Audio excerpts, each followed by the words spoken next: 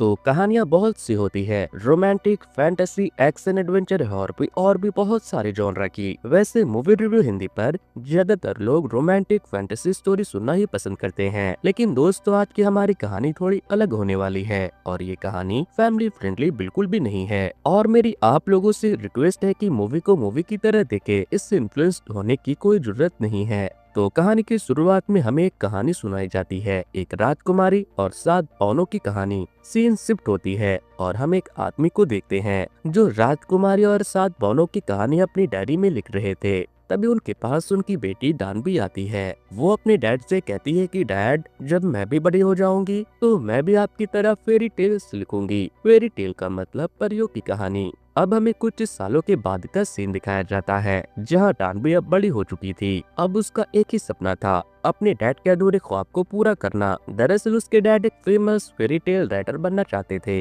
लेकिन नहीं बन पाए और इसी कोशिश में दुनिया छोड़कर चले गए। इसीलिए डानबी अब चाहती थी कि वो एक फेरी टेल राइटर बनकर रहेगी। वैसे डानबी के सर पे फेरी टेल राइटर बनने का भूत इतना सवार था कि अब उसे हेलुसिनेशन भी होने लगा था, क्योंकि वो हर रोज अपने डैड के द्वारा लिखी गई एक famous fairy tale book the book of Thomson के कैरेक्टर से बातें क्या करती थी और उन कैरेक्टर से डानबी को बहुत मोटिवेशन भी मिलता था। लेकिन राइटर बनने की कोशिश में वो अभी तक बेरोजगार बैठी हुई थी। फिर एक दिन मॉम की काफी गालियां खाने के बाद फाइनली उसने आज एक काम देख लिया था, वो भी गवर्नमेंट ऑफिस में। वो तैयार होकर ऑफिस जा रही थी, लेकिन तभी उसे उसके एक फ्रेंड हानियोल का फोन आता है। वो उसे नीचे आने को कहता है। वैसे हानियोल एक बहुत बड़ा पब्लिशर और खुद भी एक फेरी टेल लवर था। वो डानबी को बहुत पसंद भी करता था। वो जब नीचे आती है तो हानियोल उससे कहता है कि गाड़ी की डिक्की में मेरे कुछ सामान रखा है, क्या तुम उसे ले आओगी?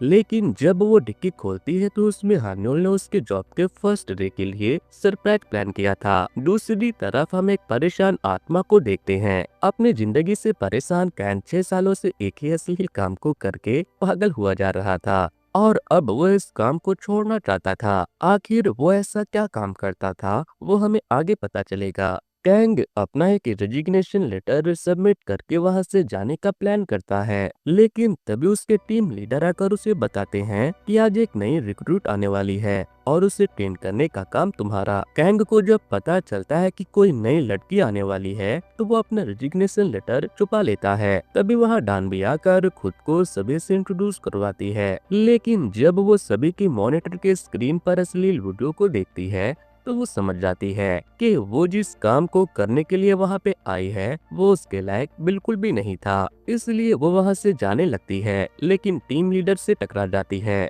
फिर वो टीम लीडर से कहती है कि मैं यहाँ पर गलती से आ गई, मुझे जाने दीजिए। मगर वो कहते हैं कि नहीं, तुम बहुत सही जगह पर आई हो। फिर वो उसे सबसे इंट्रोड्यूस करवाते हैं और सभी से पूछते हैं कि इसे ट्रेनिंग कौन देगा। कैंग हाथ ऊपर करता है और कहता है मैं हूं ना। इसके बाद कैंग उसे अश्लील वीडियो दिखाता है तो वो डर जाती है। फिर वो उसे बताता है कि अगर तुम इसे काम के नजरिए से देखोगी तो ये उतना भी बुरा नहीं है, ये तो रिप्रोडक्शन है, इसके बारे में तुम्हें पता ही होगा। तो दोस्तों यहाँ पर जो काम था वो ये था कि इंटरनेट पे वायरल हो रहे किसी की एमएमएस और सिर्फ वेबसाइट पर मौजूद अश्लील कंटेंट को फाइंड करके उन्हें ब्लॉक करने का था।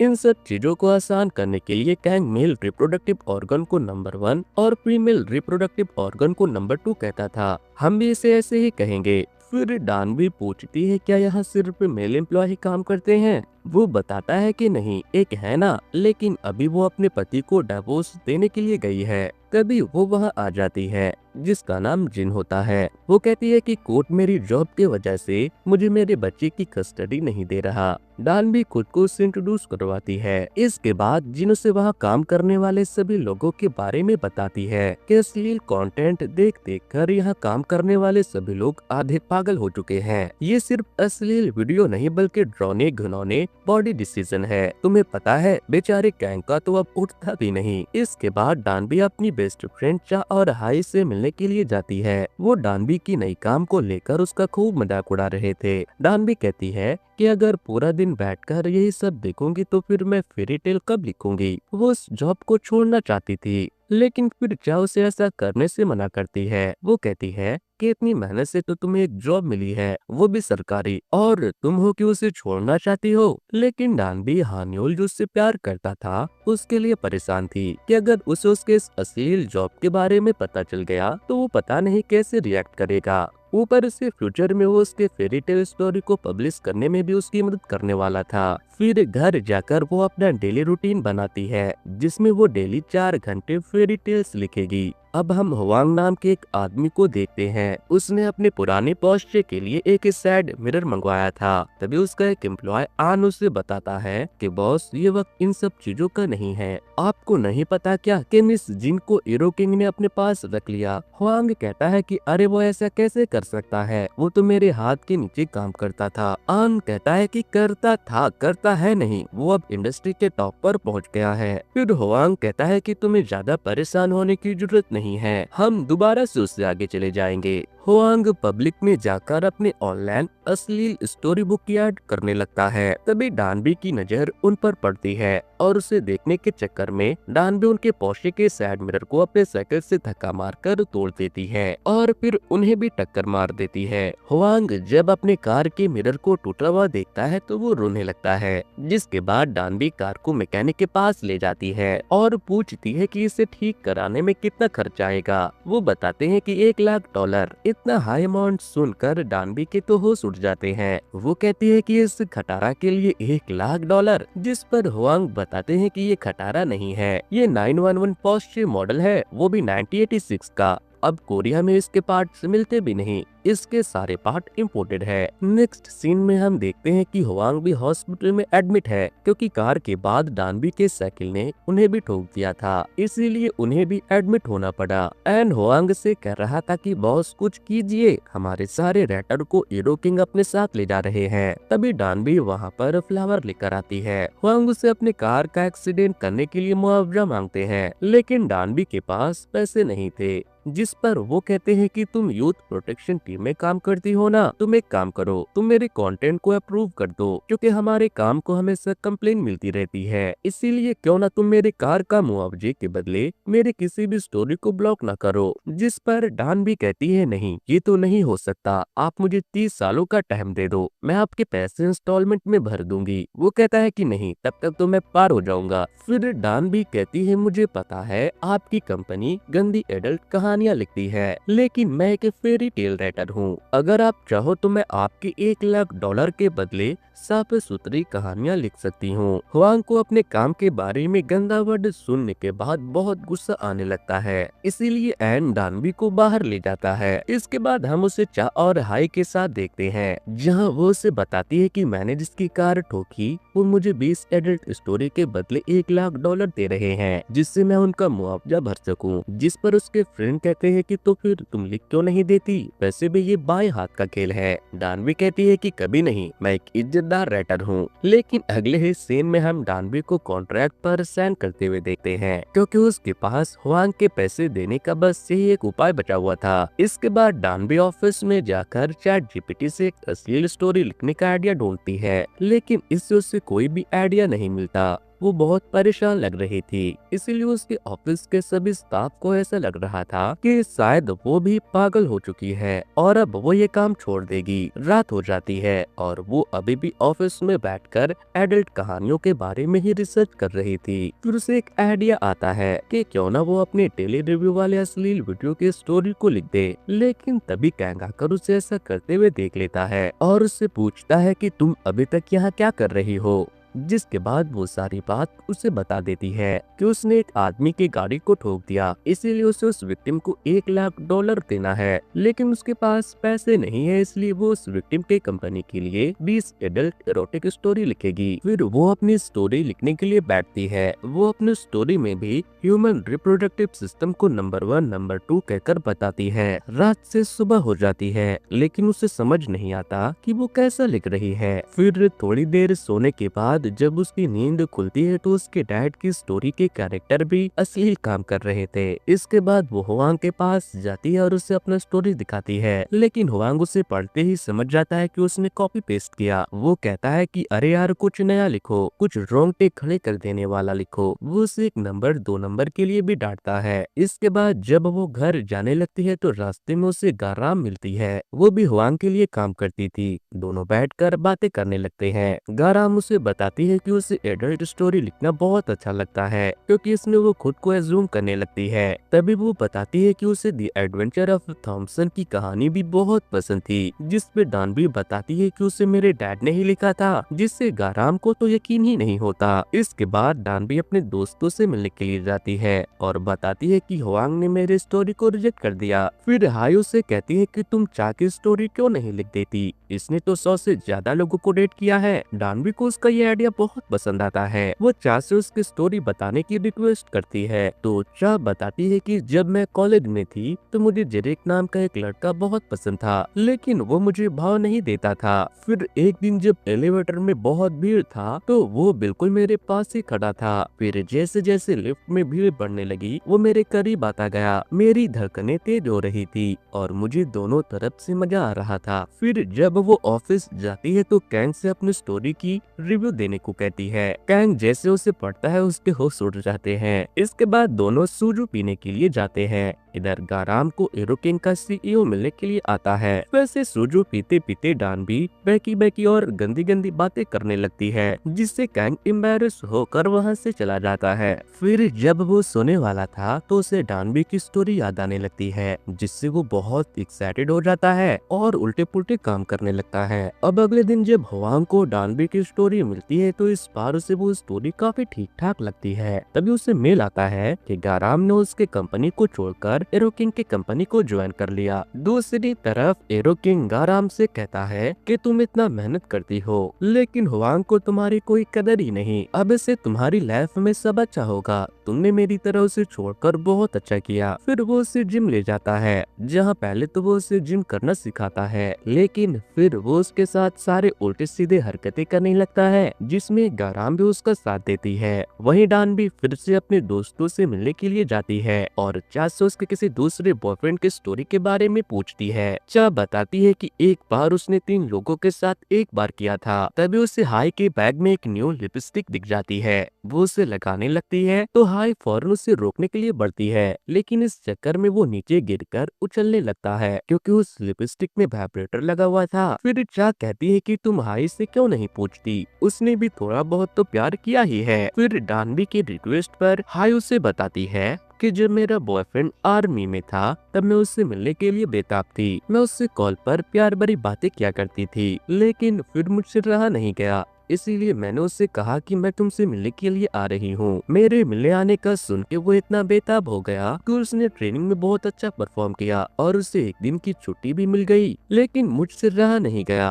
और अगले दिन मैं खुद उससे मिलने के लिए पहुँच गई। लेकिन वो मुझसे मिलने के लिए निकल चुका था और वो इतना एक्साइटेड था कि वो रास्ते में गिर गया। वहीं आर्मी कैंटीन में वेट करते करते मुझे मेरा एक्स मिल गया। उसे लगा कि मैं उससे मिलने के लिए आई हूँ। वो मुझे कमरे में लेकर चला गया और फिर हमने प्यार की सारी हदें पार कर दी। वहीं मेरा बॉयफ्रेंड जब मेरे कमरे में पहुंचा तो उसे बस मेरा मसाजर ही मिला। अब जब डानबी ये कहानी कैंग से रिव्यू करवाती है तो एक बार फिर से उसके होश उड़ जाते हैं। इस बार इतने उड़ गए थे कि उससे सीधा चला भी नहीं जा रहा था। फिर जब दोनों एलिवेटर में जाते हैं तो कैंग को डानबी की एलिवेटर वाली स्टोरी याद आने लगती है। इसी बीच हानियोल उसे कॉल भी कर रहा था। भीड़ बहुत था और फोन वाइब्रेट हो रहा था, जिससे कैंग की परेशानी और भी बढ़ रही थी। फिर नेक्स्ट सीन में डानबी हुआंग के पास जाती है। हुआंग को अब उसकी एरोटिक स्टोरी काफी पसंद आने लगी थी। वो उससे पूछता है कि तुमने ये स्टोरीज लिखना कहाँ से सीखा, तो वो बताती है कि मेरे डैड एक फेरी टेल राइटर थे,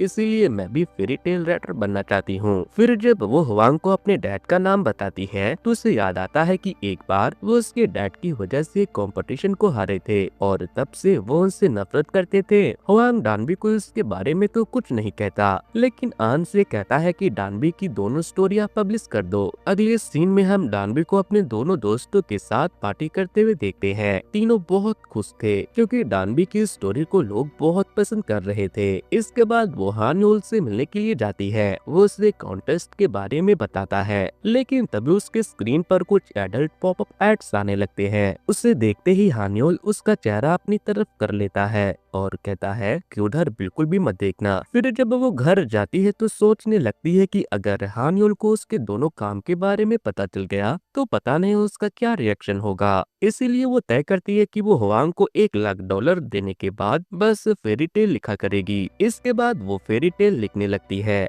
लेकिन वो फेरी टेल में एडल्ट स्टोरी ऐड करने लगती है। उसे लगता है कि ये सब उसके ना सोने की वजह से हुआ है, इसीलिए वो सोने चली जाती है। अब अगले दिन जब वो काम पर जा रही थी तो उसे हर जगह उसे उसके एडल्ट स्टोरी के लिए इंस्पिरेशन मिल रहा था। तभी उसे एरोकिंग मिल जाता है। वो उससे कहता है कि मिस दानवी, मैंने आपकी एरोटिक स्टोरीज पढ़ी, आप तो बहुत अच्छा लिखती हो। मगर वो उसे कुछ खास भाव नहीं देती और वहाँ से अपने काम पर चली जाती है। वो काम करते करते सो जाती है। तभी कैंग उसके लिए लंच लेकर आता है। दोनों बैठकर बातें कर रहे थे। तभी डानबी को उसके कॉन्टेस्ट से कॉल आता है और उसे खूब डांट पड़ती है। दरअसल उसने नींद में होने की वजह से फेरी टेल की जगह एरोटिका की स्टोरी सेंड कर दी थी। जिसके बाद वो भागते हुए कॉन्टेस्ट में जाने के लिए निकल जाती है। बारिश हो रही थी लेकिन वो फिर भी नहीं रुकती। वो उस कॉन्टेस्ट को कंडक्ट करने वाले कंपनी में जाकर उन्हें बताती है कि मैंने वो स्टोरी आपको गलती से सेंड कर दी, लेकिन वो डानबी की बेइज्जती करके उसे वहाँ से भगा देती है। डानबी बहुत रोती है और जाकर सारी बात हानियोल को बताती है कि ये सब गलती से हो गया, लेकिन हानियोल उस पर बहुत चिल्लाता है क्योंकि उसके ही कहने पर डानबी को उस कॉन्टेस्ट में पार्टिसिपेट करने का मौका मिला था। लेकिन अब तो उसने सभी से ये कह दिया कि मैं उससे जानता भी नहीं।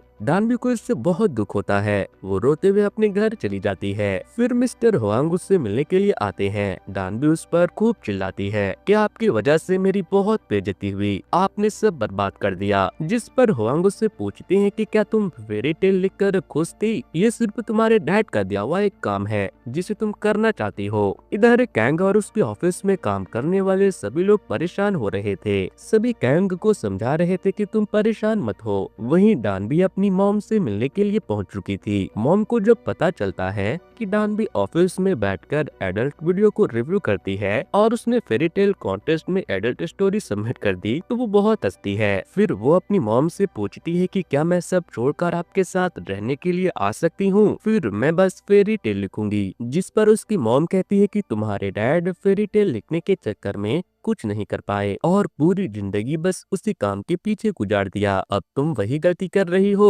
इसके बाद डानबी अपने लिखे गए एडल्ट स्टोरी के कमेंट को पढ़ती है तो उसे बहुत पॉजिटिव रिव्यू मिला हुआ था, जिससे वो बहुत खुश होती है। फिर उसकी मॉम उसे उसके डैड का कुछ सामान देती है जिसमें उन्होंने भी बहुत सारे एडल्ट स्टोरी लिखा था। उसे याद आता है कि उसके डैड ने उससे कहा था कि ये जरूरी नहीं कि तुम भी फेरी टेल्स लिखो, तुम जैसे चाहो अपनी जिंदगी जियो, मैं हमेशा तुम्हारे साथ रहूंगा। फिर नेक्स्ट सीन में हम उसे ऑफिस में देखते हैं। सभी लोग उसे वापस देखकर बहुत खुश थे और सबसे ज्यादा कैंग। इसके बाद वो अपने दोनों दोस्तों से मिलने के लिए जाती है। वह कैंग भी उससे मिलने के लिए आता है। कैंग को देखते ही चा और हाई उससे डानबी को लेकर उल्टे पुल्टे सवाल करने लगती है, जिसके बाद डानबी उसे वहाँ से अपने साथ लेकर चली जाती है। दोनों काफी सारी उल्टी पुल्टी बातें करते हैं और खूब मजे करते हैं। वहीं दूसरी तरफ हम गाराम को देखते हैं। वो रोते बिलखते इरोकिंग के पास आती है और उससे कहती है कि प्लीज उसे डिलीट कर दो। दरअसल उसने वर्कआउट करते हुए जो कुछ भी किया था उसने उसकी स्टोरी बनाकर इंटरनेट पर अपलोड कर दिया। वो उससे रिक्वेस्ट कर रही थी कि प्लीज तुम उसे हटा दो, लेकिन इरोकिंग कहता है कि नहीं। गाराम कहती है कि मैं पुलिस में रिपोर्ट करूंगी, तो वो कहता है कि जाओ कर दो, इसमें तुम्हारी ही बदनामी हो गई। नेक्स्ट सीन में हम इरोकिंग को अपने ऑफिस में देखते हैं। उसने गाराम का इमेज भी बना लिया था। तभी उसकी यादों से हमें पता चलता है कि पहले कभी वो हुआंग के लिए काम किया करता था, लेकिन हुआंग ने उसे काम से निकाल दिया क्योंकि वो लड़कियों के साथ वन नाइट स्टैंड करता और उसकी स्टोरी अपलोड कर देता। इसके बाद वो डानवी को मैसेज करके उसे मिलने के लिए बुलाता है, लेकिन वो उससे भाव नहीं देती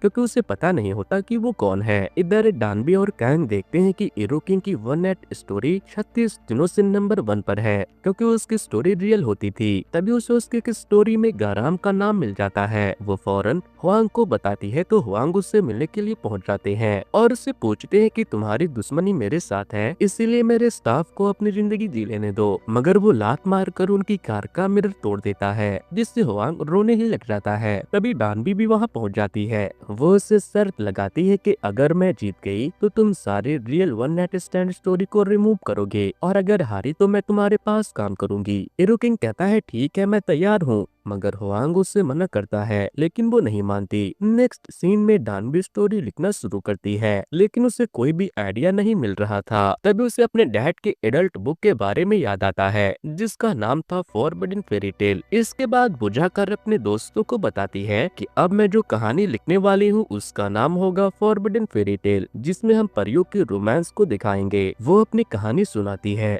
ये कहानी अदालत से शुरू होती है, जहाँ स्नो वाइट का डॉर्फ के साथ अफेयर था, इसीलिए उनके ऊपर मुकदमा चल रहा था। लेकिन डॉर्फ को प्यार स्नो वाइट से नहीं बल्कि किंग से था। कैंग को ये गे वाली स्टोरी बहुत पसंद आती है, इसलिए वो इसे कंटिन्यू करने को कहता है। फिर जब कैंग और डानबी घर जाने लगते हैं तो डानबी को कुछ कुछ होने लगता है। कैंग उसे किस करने का ट्राई करता है। पहले तो डानबी इंसिस्ट करती है, लेकिन फिर बाद में वो भी खुद को रोक नहीं पाती। फिर नेक्स्ट सीन में हम देखते हैं कि डानबी ने अपनी स्टोरी को दी प्रिंसेस एंड सेवन डॉर्फ के नाम से पब्लिश कर दिया, जिसे पढ़कर सभी पागल हो जाते हैं। उनकी स्टोरी सारे रिकॉर्ड तोड़ देती है, जिसे पढ़कर इरुकिंग गुस्से में अपना लैपटॉप ही तोड़ देता है। तभी यूथ प्रोटेक्शन टीम में कॉल पर कॉल आने लगते हैं कि क्या वहां अश्लील कंटेंट को ब्लॉक करने का काम करने वाली लड़की डानबी एडल्ट स्टोरी लिखती है। ये खबर पूरी मीडिया में फैल चुकी थी और सभी डानबी के लिए बुरा भला कह रहे थे, और ये सब करने वाला इरुकिंग ही था। जिसके बाद हुआंग, डानबी और कैंग इरुकिंग के ऑफिस में चले जाते हैं, लेकिन वो उसे देखते ही भागने लगता है तो हुआंग उसके कार को अपने फेवरेट कार से ठोककर रोक देता है। तभी वहाँ गाराम भी आ जाती है और उसके टांगों के बीच में अपनी स्कूटी रोकती है। वो गाराम को मारने लगता है तो कैंग उसे रोकने जाता है, लेकिन खुद स्टाइल मारने के चक्कर में गिर जाता है, जिसके बाद डानबी उसे एक लात मारकर गिरा देती है। खैर, ये सब हो जाने के बाद सारे सीनियर ऑफिसर मिलकर डानबी को काम से निकाल देते हैं, जिससे कैंग को गुस्सा आता है। वो कहता है कि अकेले में ये सब तुम शौक से पढ़ते हो और फिर भी इसे लिखने वाले को गलत कह रहे हो। जिसके बाद गार्ड कैंग और हुआंग को बाहर करते हैं और सीनियर डानबी को 3 महीने के लिए काम से निकाल देते हैं। लेकिन डानबी उस काम को परमानेंटली ही छोड़ देती है,